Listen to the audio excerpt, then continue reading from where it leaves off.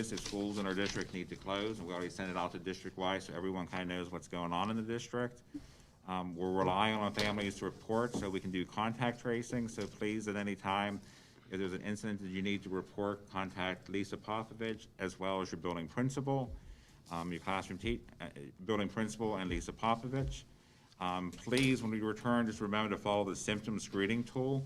I'll pass it out to the board one more time just to make note of it, but it's found on the website. I know Mr. Ingles was very instrumental in putting everything together. Is there anything you want to say on that, Scott? Or? Well, yeah, obviously everybody just needs to make sure they follow the screening tool. It's important that we don't want students or staff in the building if they're symptomatic, so that's the key. So if you follow the screening tool, that'll keep anybody who's potentially infectious out of the building, because we don't want it spreading at all, but certainly we don't want it spreading in school. And just to remind everybody on the school closures, as Dr. Harris had indicated, once school resumes, the tracker is reset to 0, so we don't have any cases in any buildings right now.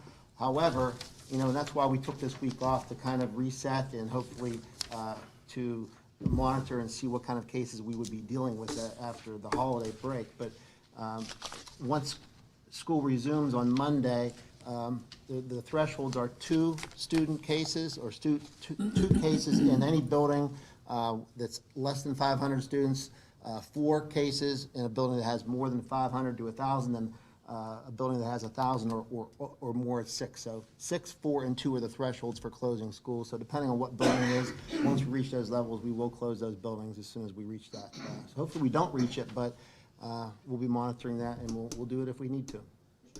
Yes. So on that 3 to 7 days closure? It is 3 to 7 days, so that's our discretion, but depending on the circumstances and consultation with the Department of Health, we'll make that decision. And prior to break, the holiday break, we did have 4 schools that did have to close down due to number of cases, and it was always reported on the tracker, and we kind of sent it out to the whole, all the families, even if you weren't at that school, just to kind of make you aware. So yeah, please follow the symptoms tracker when coming back to school, and also keep us informed and notify, and that's the best thing we could do to do all the contact tracing. One thing we can say is I think most people have been doing a good job following this, because when we look at our data and once we go through the contact tracing, we've only had a few cases where students have transmitted to other students or staff members. We did have an outbreak at Sunrise Elementary where some staff members were transmitting to staff members, but after that incident, way in the beginning of the fall, in September, yeah, we really have had very few transmissions within the school. So most people are doing a good job of staying at home and reporting and doing all the things they need to in terms of cleaning and social distancing and staying home if they're symptomatic. So we are very fortunate that we haven't had we've had very few transmissions in the school buildings, which is a good thing. Right. And then a couple of announcements. The second 9 weeks ends on January 14th. We're already ending the second 9 weeks, and we're doing a lot of scheduling the high school. I know the parents would have received an email today. The students in the 8th grade at both middle schools would have seen some emails going out this week about getting ready to schedule, so we're already in that process. I know last month you already approved the new student classes that were added to the high school, so I appreciate you doing that. Kindergarten registration is getting ready to open. It's going to be done online this year, January 18th. All of our registration will eventually be online, and that's how we're going to register all the students to keep it consistent. The current kindergarten class this year is 302, which is one of our highest in the past several years. Probably in the past, I should have looked up more, at least in the last 10 years since I've been really focusing on the impact. So our current enrollment, we have over 38, I know right when I wrote that press release, it was 3865, and then when I went back to check it today, it was 3874 students. So from just before, we must have gained 9 more kids just in the time I wrote that, so a couple days ago to this time. So we are getting a lot of kids, and usually we get a lot of students in 1st grade because some students attend because we don't have the full day kindergarten option. They come back in 1st grade. So we're looking at a big class for this prior year, and hopefully those big classes continue because there's a lot of development going up in our township, so I appreciate that. January 18th will be on the agenda for next week, as it will be a school day for children versus Act 80 Day, because remember we took most of our activity days, well, all of our activity days, most of our activities up to front of the year, so we'll make that up with a student day. And that's all I have for information. And then Mr. Matarazzo next week, and we'll just continue. Yeah, we don't have any agenda items to, Next week, under athletics and extracurricular, there will not be any items. Under budget and finance, there will not be any items. Buildings and ground and safety, there will not be any items. Under employee relations, negotiations, transportation, it's to renew administrative contracts, and that's kind of what Christina had passed out earlier to each of you. If you want to, is it okay for her to read it at this time, Christina? Yeah, you want to just read Mr., what, Brett? this? Yeah. Okay. In accordance with Section 1073 of the Public School Code of 1949, as amended, please be advised that the agenda for the meeting of Penn Trafford School District Board of Directors to be held on January 18th at 7. 11th, I'm sorry. Pardon me? 11th. 11th. Oh, I made a mistake here, sorry about that. January 11th, at 7 PM in the Penn High School LGI room, 3381 Route 130, Harrison City, Pennsylvania.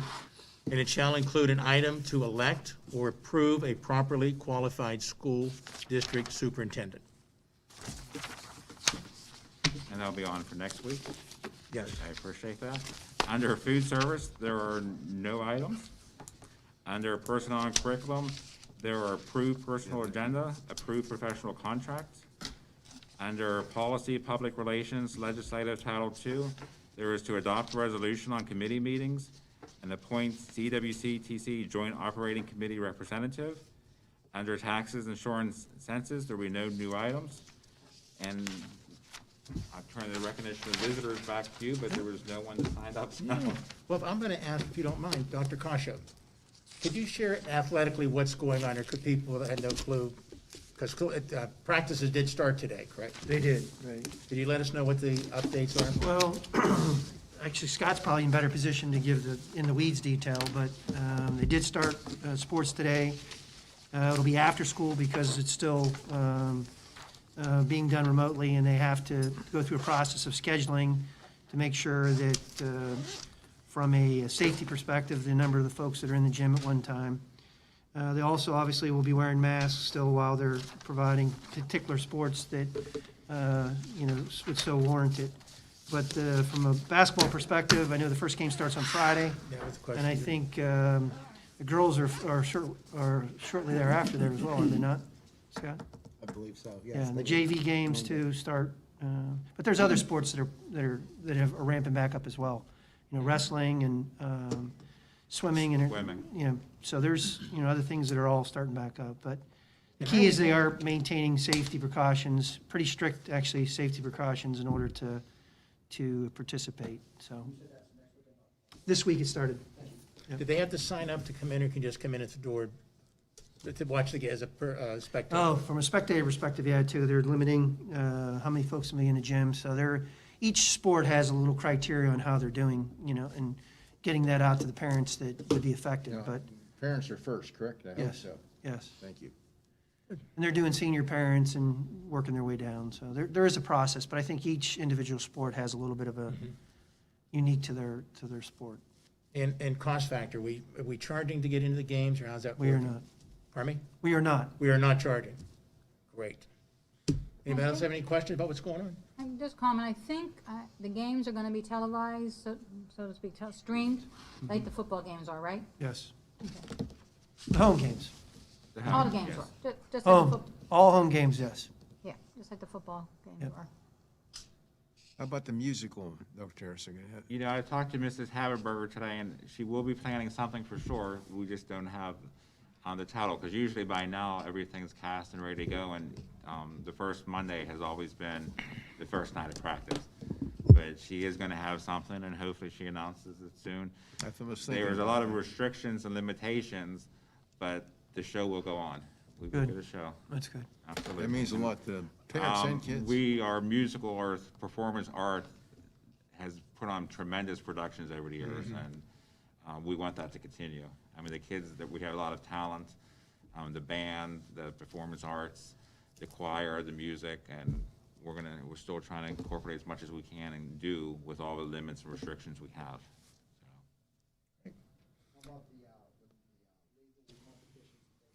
The mock trial, I know they're doing the mock trial virtually, so it's gonna be nothing in person.